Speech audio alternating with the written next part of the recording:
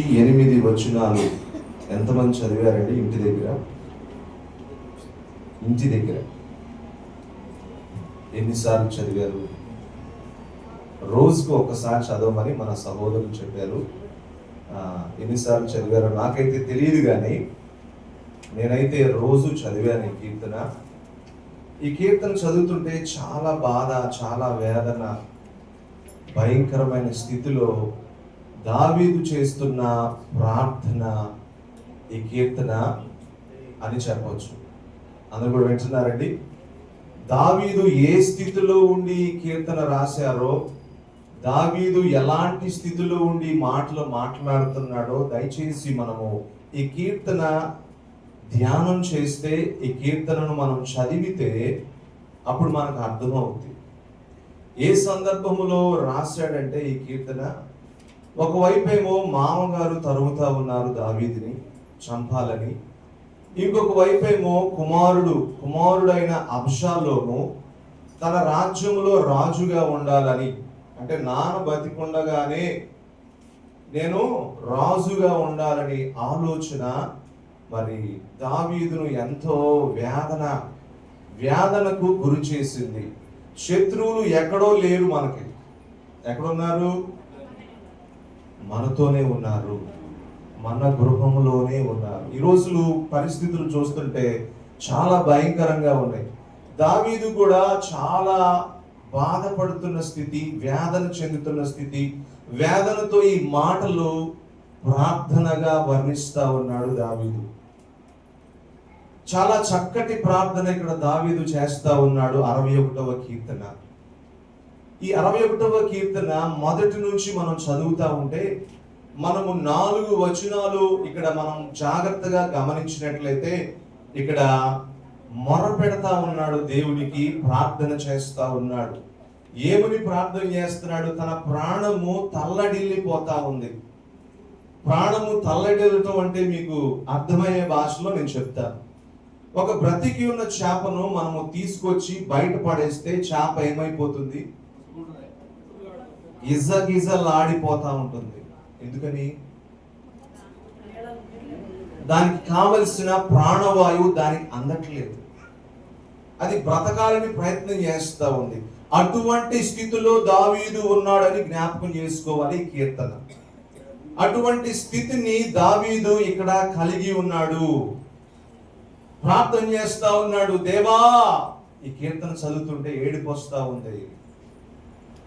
ఈ కీర్తన కన్నీటితో ప్రార్థన చేస్తా ఉన్నాడు దావీదు. అయ్యా, నాకు సహాయం చేయండి, నా మొరను ఆలకించు. ఎక్కడి నుంచి మొర పెడుతున్నాడంటే ఆయన తెలుసా? అగాధ స్థలములో నుండి ఆయన స్థితి ఏమైపోయిందంటే, అగాధ స్థలములోనికి వెళ్ళిన స్థితిలో నుంచి దావీదు మాట్లాడుతున్న మాటలు ఇది, చేస్తున్న ప్రార్థన ఇది. ప్రియదేవుని సంగమా, ఈ కీర్తన మనం ఒకసారి పరిశీలన చేద్దాం. దేవా, నా మొర్ర ఆలకింపుము, నా ప్రార్థన చెవియొగ్గుము, నా ప్రాణము తల్లడిల్లగా భూదిగంతముల నుండి ఏం చేస్తున్నాడండి ఆయన? మొర్ర పెడతా ఉన్నాడు. నేను నీకు మొర్ర పెడుతున్నాను అంటే పరిస్థితులన్నీ కూడా దావీదుకు చాలా వ్యతిరేకంగా ఉన్నాయి. మనుషులందరూ కూడా దావీదుకు వ్యతిరేకంగా ఉన్నారు. అన్ని కూడా వ్యతిరేకమైపోయిన స్థితిలో ఇక్కడ దావీదు చక్కటి ప్రార్థన చేస్తూ ఉన్నాడు. అయ్యా, ఈ భయంకరమైన స్థితిలో నేనున్నాను, నేను తల్లడిల్లిపోతా ఉన్నాను, నేను భూమి యొక్క అగాధ స్థలములో నుండి నేను నీకు మొరపెడుతున్నాను ప్రభువా. ఇటువంటి స్థితిలో ఎవరిని జ్ఞాపకం చేసుకుంటున్నాడు దావీదు గారండి? దేవుణ్ణి జ్ఞాపకం చేసుకుంటా ఉన్నాడు, దేవునికి మొర పెడతా ఉన్నాడు, దేవుణ్ణి వేడుకుంటూ ఉన్నాడు. ఇదే పరిస్థితి బైబిల్ ఏం చెప్తుందంటే, సామెతల గ్రంథము 15వ అధ్యాయము 13వ వచనంలో మనం చదివినట్లయితే అక్కడ ఒక మంచి మాట ఉంటుంది చూడండి. మనో దుఃఖము వలన ఆత్మ ఏమైపోతుందో తెలుసా? నలిగిపోతుంది. మనో దుఃఖాన్ని కలిగిన స్థితి దావీదుది. అలాగే హన్నా కూడా మనం చూసినట్లయితే మనోదుఃఖము కలిగిందై ఎక్కడికి వెళ్ళిందంట? షిలోహులో ఉన్న మందిరానికి వెళ్ళింది. ఈ మనోదుఃఖములో, మనోవేదనలో, ఆత్మ నలిగిపోతున్న స్థితిలో ఇక్కడ దావీదు దేవునిని వేడుకుంటా ఉన్నాడు, దేవునికి ప్రార్థన చేస్తా ఉన్నాడు, దేవుని వైపు మాత్రమే దావీదు చూస్తా ఉన్నాడు. ప్రియ దేవుని సంగమా, దేవుణ్ణి వేడుకుంటా ఉన్నాడు, కన్నీరు గారుస్తున్నాడు, ఒంటరిగా ఉన్నాడు. తన స్థితి, తన పరిస్థితి అంతా కూడా దేవునికి విన్నవించుకుంటా ఉన్నాడు. అటువంటి పరిస్థితిలో ఇంకేం మాట్లాడుతున్నాడు తెలుసా? అయ్యా, నేను ఎక్కలేనంత ఎత్తైన కొండకు నన్ను ఎక్కించు. నా స్థితి ఎక్కడుందంటే అగాధ స్థితి, కానీ నువ్వు నన్ను ఎక్కడికి ఎక్కిస్తావు? నేను ఎక్కలేనంత ఎత్తైన స్థితిలోనికి నన్ను తీసుకువెళ్ళయా. నా బలం అయితే నాకు సరిపోదు, నా జ్ఞానము నాకు సరిపోదు, నాకున్న బంధు బలగము అలాగే సైన్య బలగము నన్ను ఎవ్వరు కూడా ఆ స్థితిలోనికి తీసుకువెళ్ళలేరు. నాయన, నీవు మాత్రమే నన్ను తీసుకుని వెళ్తావు. ఎక్కడికండి? ఎత్తైన కొండకు తీసుకువెళ్తాడు ఆయన. ఈయన ఎక్కడ ఉన్నాడండి? అగాధ స్థలంలో నుంచి. ఇక్కడ ఏమని కోరుకుంటున్నాడంటే, ఈ స్థితిలో నుంచి దేవా నన్ను ఆ స్థితిలోనికి తీసుకువెళ్ళు ప్రభువా. ఎందుకు ఆ స్థితిలోనికి తీసుకువెళ్ళమంటున్నాడంటే, అగాధములో నుంచి నువ్వు చూస్తే చుట్టూ కూడా ఏం కనిపిస్తాయో తెలుసా? సమస్యలు కనిపిస్తా ఉంటాయి, బాధలు కనిపిస్తా ఉంటాయి, వేదనలు కనిపిస్తా ఉంటాయి. ఎలా కనిపిస్తాయో తెలుసా? చాలా పెద్దగా కనిపిస్తా ఉంటాయి, చాలా భయంకరంగా కనిపిస్తా ఉంటాయి. కానీ అదే నువ్వు ఎత్తైన కొండ మీదకు వెళ్ళి చూస్తే ఆ సమస్యలన్నీ ఎలా కనిపిస్తాయో తెలుసా? చాలా చిన్నవిగా కనిపిస్తాయి. హల్లెలూయా. ఎప్పుడైనా మీరు విమాన ప్రయాణం చేశారా? చేస్తే మనము విమానం కింద ఉన్నప్పుడు మన చుట్టూ బిల్డింగ్లు మనకంటే చాలా ఎత్తుగా కనిపిస్తూ ఉంటాయి, చాలా హైట్ గా కనిపిస్తూ ఉంటాయి. కానీ ఎప్పుడైతే మనం ఏరోప్లేన్ లో వెళ్తామో పైనుంచి కిందకు చూస్తే ఆ బిల్డింగ్స్ అని ఎట్లా కనిపిస్తాయి? చాలా చిన్న చిన్న పెట్టెల్లాగా కనిపిస్తూ ఉంటాయి. అంటే ప్రభువా, నా స్థితి అగాధ స్థితి, కానీ నువ్వు నన్ను ఎక్కడికి ఎక్కించావయ్యా? ఎత్తైన కొండకు నన్ను దేవా ఎక్కించయ్యా. ఎత్తైన కొండలోనికి నన్ను తీసుకువెళ్ళిన ఆయన, ఈ భయంకరమైన పరిస్థితి నాకుంది ప్రభువా అని మొరపెడతా ఉన్నాడు దావీదు. ప్రార్థన చేస్తా ఉన్నాడు. నా స్థితిని మార్చే దేవుడవు నీవే ప్రభువా, నా పరిస్థితిని తారుమారు చేయగలిగిన దేవుడవు నీవే నాయనా అని దేవుని వైపు చూస్తా ఉన్నాడు. ఈ ఉదయకాల సమయంలో మనము కూడా ఒకవేళ ఇదే స్థితిలో ఉన్నట్లయితే, అగాధమైన స్థితి నీ జీవితంలో ఉన్నట్లయితే, దినము నువ్వు ఎక్కడ వైపు చూడాలి? ఎవరి వైపు చూడాలి? దేవుని వైపు మాత్రమే నువ్వు చూస్తే మనమైతే ఎక్కలేము, కానీ ఆయన ఎక్కిస్తాడు. హల్లెలూయా. మన బలం మనకు సరిపోదు, మన జ్ఞానం మనకు సరిపోదు, మన ధనం మనకు సరిపోదు. ప్రియ దేవుని సంగమా, దేవుని సహాయం వలన మాత్రమే మనము జయించగలం. ఎవరినైనా, దేన్నైనా సరే దేవుని ద్వారా మాత్రమే మనము జయించగలం. దేవుని సహాయాన్ని ఈ కీర్తనలో దావీదు కోరుకుంటా ఉన్నాడు. తన పూర్వపు స్థితిని జ్ఞాపకం చేసుకుంటున్నాడు. చూడండి, చాలా చక్కటి మాట మాట్లాడుతూ ఉన్నాడు. 3వ వచనము, నీవు నాకు ఆశ్రయముగా ఉంటివి, శత్రువుల ఎదుట బలమైన కోటగా ఉన్నాడంటండి. హల్లెలూయా. ఎవరండి ఆశ్రయము దావీదుకి? మనుషులా? తనకున్న బంధు బలగమా? లేకపోతే తనకున్న సైన్యమా? దేని గురించి మాట్లాడట్లేదు ఇక్కడ. అయ్యా, నువ్వు నాకు ఆశ్రయముగా ఉన్నావు. ఎవరండి మనకు ఆశ్రయం? ఉదయకాల సమయంలో మనుషులు ఎవరు ఆశ్రయముగా ఉండరండి ఈ లోకంలో. కొంతమంది మన దగ్గర ధనం ఉన్నప్పుడే మంచిగా ఉంటారు, ధనం లేకపోతే మంచిగా ఉండరండి. మనుషుల స్థితి అది. కానీ దేవుని స్థితి ఎప్పుడు ఆశ్రయముగా ఉండే దేవుడు మన దేవుడు. ఒకసారి స్తోత్రాలు చెప్దాం. హల్లెలూయా. ఆయన ఆశ్రయము గుర్తు చేసుకున్నాడు దావీదు. అయ్యా, నువ్వు నాకు ఆశ్రయముగా ఉన్నావు. ఇంకేమంటున్నాడు తెలుసా? అయ్యా, నువ్వు నాకు బలమైన కోటగా ఉన్నావు నాయన. బలమైన కోట, మామూలు కోట కాదండి ఈ కోట. అంటే మన దేవుడు ఎలాంటి వాడు తెలుసా? బలమైన దేవుడు. హల్లెలూయా. నీకున్న సమస్య కంటే ఆయన బలమైన దేవుడు. నీకున్న వ్యాధి కంటే, ఆ వ్యాధి కంటే ఆయన బలమైన దేవుడు.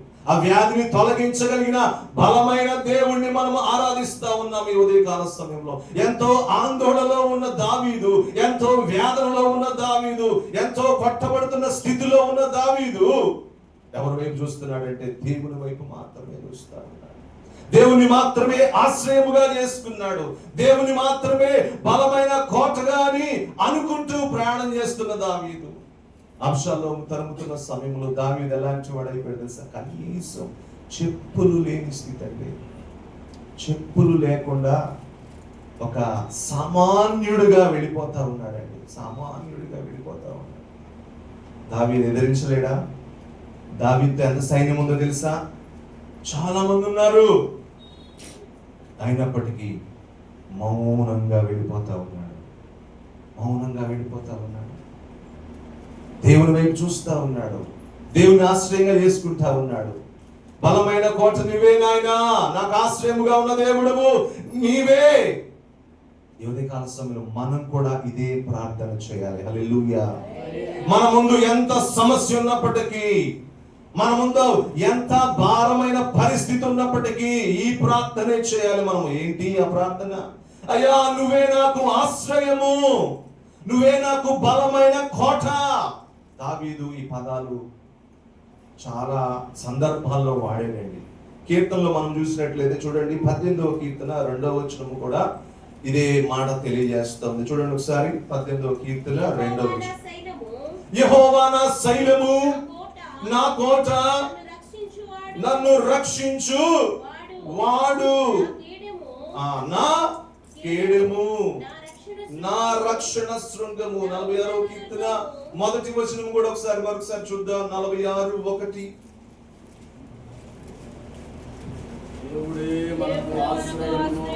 ప్రియ దేవుని సంగమా, ఈ రోజున ఎవరండి ఆశ్రయ దుర్గము మనకి? దేవుడే. చెప్పండి అందరూ, ఎవరు మనకు ఆశ్రయము? దేవుడా మనుషులా? ఏంటంటే చెప్పరేంటంటే, ఎవరు మనకు ఆశ్రయము? దేవుడే.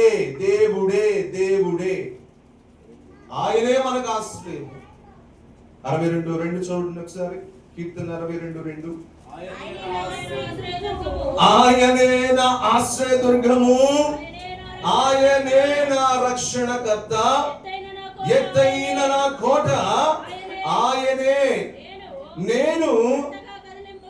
నేను అంతగా కదిలింపబడను. ఆయనే అంటే ఆయనకి మించిన వాళ్ళు ఎవరు లేరండి. హల్లెలూయా.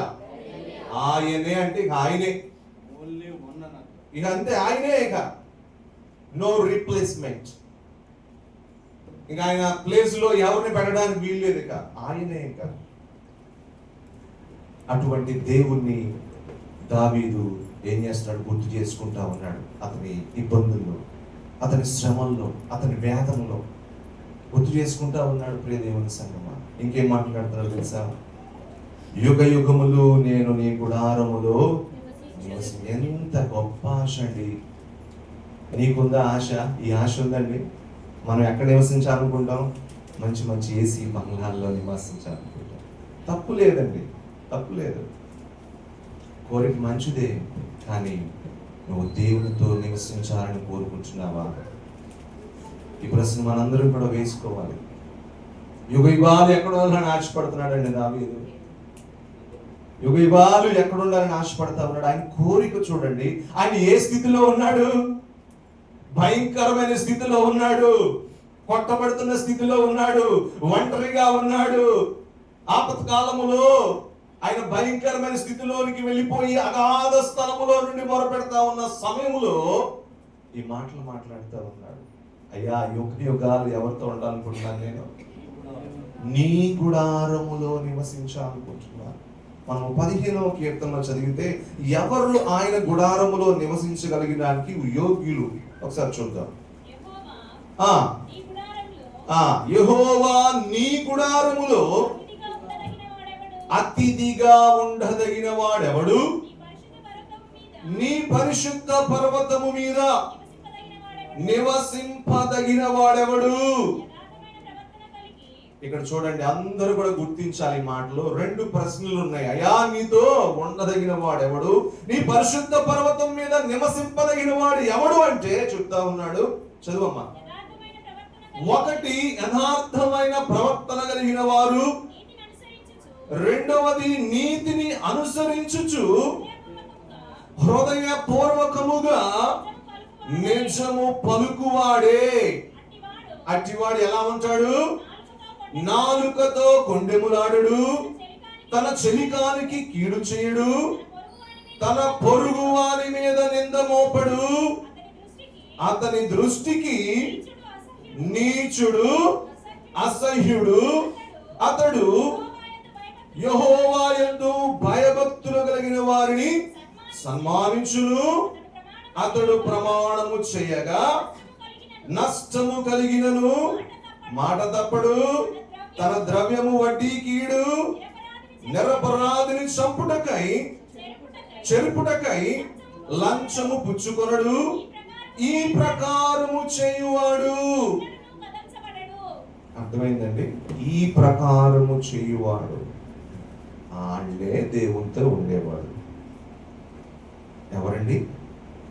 వాళ్ళంటే యథార్థంగా ఉండేవాళ్ళు, కీడు చేయని వారు, అబద్ధాలు చెప్పని వాళ్ళు, తన పొరుగు వారికి అపకారం చేయని వాళ్ళు. వీళ్ళే ఎవరితో ఉంటారంట? ఆయన గుడారములో ఉంటారు. హల్లెలూయా! ఎవరి గుడారంలో అండి? ఆయన గుడారములో ఉంటారు. అంటే ఇవన్నీ క్వాలిటీస్ ఎవరిలో ఉన్నాయి? దావీదులో ఉన్నాయండి. హల్లెలూయా! అందుకని చెప్తా ఉన్నాడు ఆయన, అయ్యా నేను యుగ యుగాలు నీ గుడారములో నేను నివసించాలని కోరుకుంటా ఉన్నాను. ఆశ గొప్పదండి కదా. ఆశ మనకి ఉందా ఈరోజు?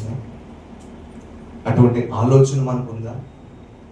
ఎంతసేపు ఈ భూలోక సంబంధమైన వాటి మీదే మనం మనసు పెట్టుకుంటాము. కాదు కాదు కాదు, పరలోకం మీద మనం మనసు పెట్టుకోవాలి. హల్లెలూయా! యుగ యుగాలు ఎక్కడ నివసించాలండి మనం? ఇక్కడ అక్కడ ఏంటండి? చెప్పరేంటండి? ఇక్కడ అక్కడ అక్కడే కదా. అక్కడికి వెళ్ళాలంటే మనం ఇక్కడ సిద్ధపడాలి. హల్లెలూయా! అంతేనండి. అక్కడికి వెళ్ళాలంటే ఎక్కడ ప్రిపేర్ అవ్వాలి? ఒక ఆయన అక్కడికి వెళ్ళి ప్రిపేర్ అయ్యాడు. ఎక్కడికి? నరకానికి వెళ్ళి ప్రిపేర్ అయ్యాడు. అయ్యా అబ్రాహాము కుమారుడా, అయ్యా నాకు దాహం వేస్తున్నాయి ఆయన, లాజరుని పంపించయ్యా. ఛాన్స్ అయిపోయింది. దయచేసి ప్రియ దేవుని సంగమా, దావీదు ఆ స్థితిలో ఉండి కూడా ఎటువంటి ఆశను కలిగి ఉన్నాడో గమనించండి. ఇదే స్థితిలో నువ్వు నేనుంటే ఈ ఆశ ఉంటుందండి మనలో. ఎందుకు పుట్టించావయ్యా నన్ను? ఎందుకు నమ్ముకున్నానయ్యా నిన్ను? నా పరిస్థితి ఏంటయ్యా? నా స్థితి ఏంటయ్యా అని దేవునికి అన్ని కూడా ప్రశ్నల మీద ప్రశ్నలు వేస్తూ ఉంటాం. కానీ దావీదు ఆ ఆశ చూడండి. ఈ కీర్తన చదువుతుంటే చాలా ఏడుపు వచ్చింది, చాలా బాధ కలిగింది. ఇది ఆత్మతో రాసిన మాటలండి. ఆత్మతో చదివితేనే అర్థమవుతుంది. అర్థమైందండి? మామూలుగా చదివితే అర్థం కావు. దేవుని సంగమా, అంత స్థితిలో ఉండి కూడా దావీదు కోరిక చూడండి, దావీదు ఆలోచన చూడండి. యుగ యుగాలు నీ గుడారములో నేను నివసించేదని. ఇంకేం మాట్లాడుతున్నాడు తెలుసా?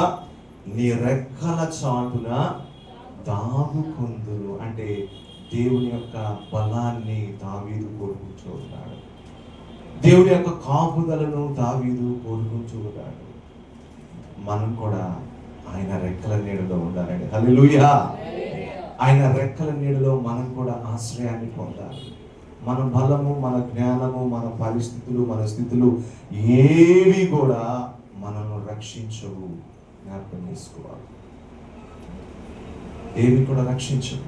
కానీ ఆయన రెక్కల చాటున కోడి తన పిల్లలను దాచినట్లు ఎవరిని దాస్తాడు? ఆయన ఎవరిని దాస్తాడండి? నిన్ను నన్ను దాస్తాడు. హల్లెలూయా! ఇటువంటి స్థితిలో ఉండి కూడా దావీదు ప్రార్థన చేస్తూ ఉన్నాడు. ప్రార్థన చాలా చాలా చాలా ఇంపార్టెంట్ అండి. ఇప్పుడు మనం గాలి పీల్చకపోతే చచ్చిపోతాం, అవునంటారా కాదంటారా? అలాగే ఒక విశ్వాసి ప్రార్థన చేయకపోతే చచ్చే స్థితిలోనికి వెళ్ళిపోతాడు. జాగ్రత్త. ఒక విశ్వాసి ఎన్నిసార్లు ప్రార్థన చేయాలి? దావీదు ఎన్నిసార్లు ప్రార్థన చేశాడు? 3 సార్లు ప్రార్థించాడు. ఎన్ని మార్లు స్తుతించాడు దేవుణ్ణి? 7 మార్లు స్తుతించాడు. అంటే ఆయన పని పాట లేదా దావీదు గారికి? ఆయన ఖాళీగా ఉన్నాడా? ఆయన కూడా బిజీగానే ఉన్నాడు. అయినప్పటికీ దేవునికి 3 సార్లు ప్రార్థించాడు. మరి ఎంతసేపు ప్రార్థన చేశాడో తెలియదు, ఎంతసేపు దేవుని స్తుతించాడో తెలియదు. కానీ నువ్వు ఏం చేయకపోయినా బిజీ అని చెప్తున్నావు, కానీ ఆయన సమయాన్ని ఇవ్వటం. దేవుని సంఘమా, మనం ప్రార్థించే సంఘంగా మార్చబడాలండి. హల్లెలూయా. ప్రార్థించే వారంగా మార్చబడాలండి. ప్రార్థన లేకపోతే మనకున్న పరిస్థితులన్నీ అలాగే ఉంటాయండి. భ్రమపడద్దు, ఎవరు భ్రమపడద్దు. నువ్వు ప్రార్థన చేయకపోతే, నువ్వు దేవుణ్ణి ఆశ్రయించకపోతే, నువ్వు దేవుణ్ణి వేడుకోకపోతే ఆయనకి సహాయం చేయడండి. చేస్తాడా? చేస్తాడా? నో, చేయడు. బైబిల్ అలా చెప్పట్లా. నువ్వు ప్రార్థన చేస్తే, నువ్వు ఆయన వేడుకుంటే, నువ్వు ఆయన మొర పెడితే, నువ్వు ఆయన ఆశ్రయిస్తే దేవుడు నీ మొర వింటాడు. ఇశ్రాయేలు మొర ఆయన ఏం చేశాడంట? విన్నాడు. మొర పెడుతున్నారు, వారి కన్నీటిని దేవుడు చూచాడు. నువ్వు కూడా ఆ స్థితిలో ఉంటే దేవుడు నీ కన్నీటిని చూస్తాడు. నీ వేదన ఆయన చూస్తాడు. మనుషులు చూడకపోవచ్చు నీ వేదన, మనుషులు గ్రహించకపోవచ్చు నీ బాధ, మనుషులు గ్రహించకపోవచ్చు నీ ఆలోచన, కానీ ఆయన చూస్తాడు. ప్రియ దేవుని సంగమా, మనుషులు చూడాలా? ఆయన చూడాలా? మనకి ఆయన చూడాలండి. మనం ఆయన వేడుకోవాలి. ఈ కీర్తన ఆందోళనతో ప్రారంభించబడి దేంతో ముగించబడిందో తెలుసా? స్తుతితో ముగించబడింది. హల్లెలూయా. చూడండి, చివరి వచనం చూడండి ఒకసారి.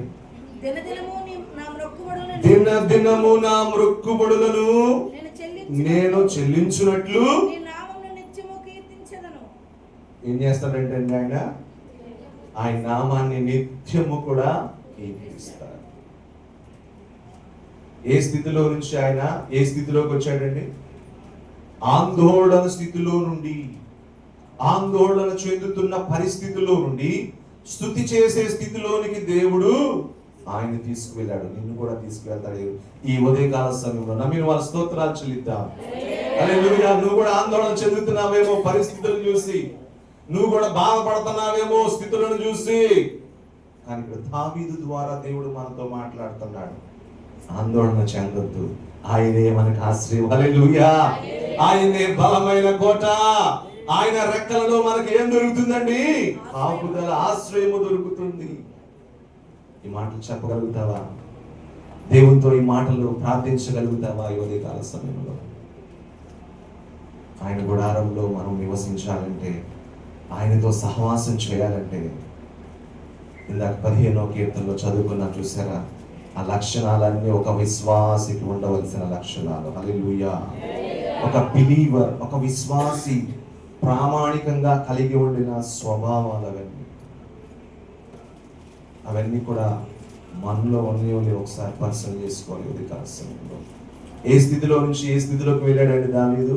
చెప్పండి అందరూ. ఆందోళన స్థితిలో నుంచి. చెప్పరేంటండి? మీరు ఆందోళనగా ఉన్నారేంటి ఈ రోజున? చెప్పాలి. ఆందోళన స్థితిలో నుంచి. గట్టిగా చెప్పండి, టిఫిన్ లేదా? చెప్పాలి. ఆందోళన స్థితిలో నుంచి స్తుతి చేసే స్థితిలోనికి దేవుడు తీసుకువెళ్ళాడు. ఈ రోజున నన్ను కూడా ఆ స్థితిలోనికి తీసుకువెళతాడు. హల్లెలూయా.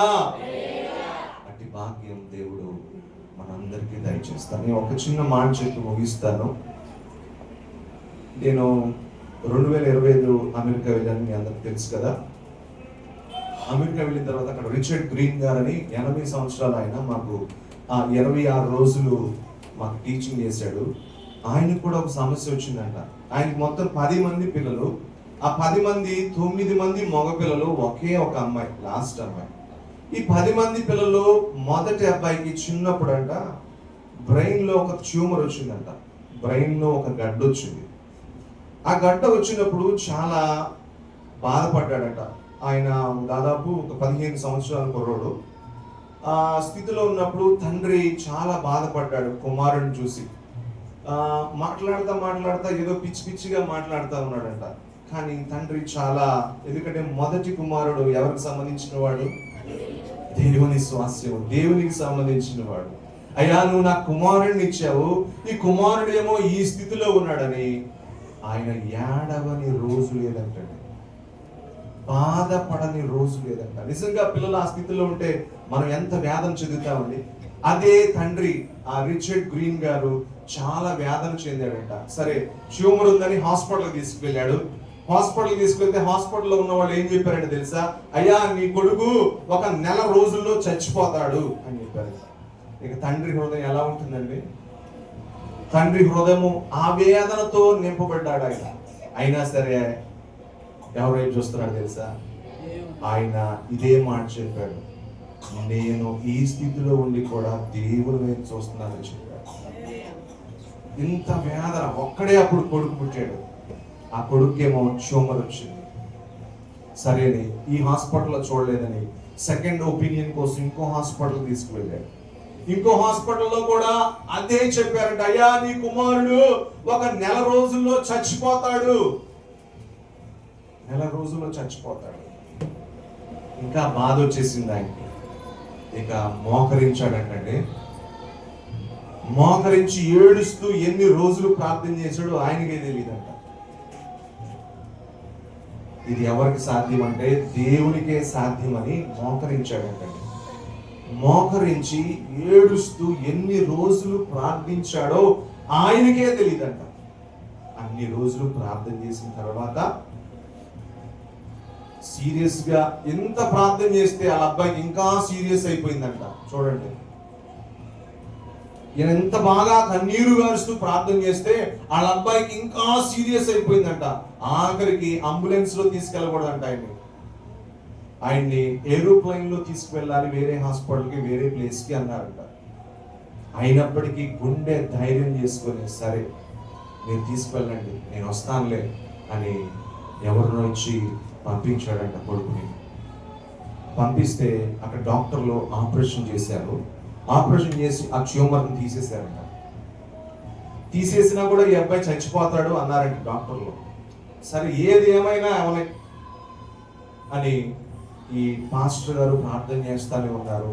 ఆపరేషన్ అయిన తర్వాత వాళ్ళ కుమారుడు ఎట్లా ఉంటాడో అని హృదయంలో ఆందోళన చెందుతూ ఉన్నాడంట ఈ తండ్రి. ఆందోళన చెందుతుంటే సరే ఆపరేషన్ చేశారు. ఆపరేషన్ థియేటర్లో నుంచి ఆయన బయటకు తీసుకొచ్చారు. ఈ తండ్రి కూడా కుమారుని చూడటానికి వెళ్తా ఉన్నాడు. వెళ్తూ ఉంటే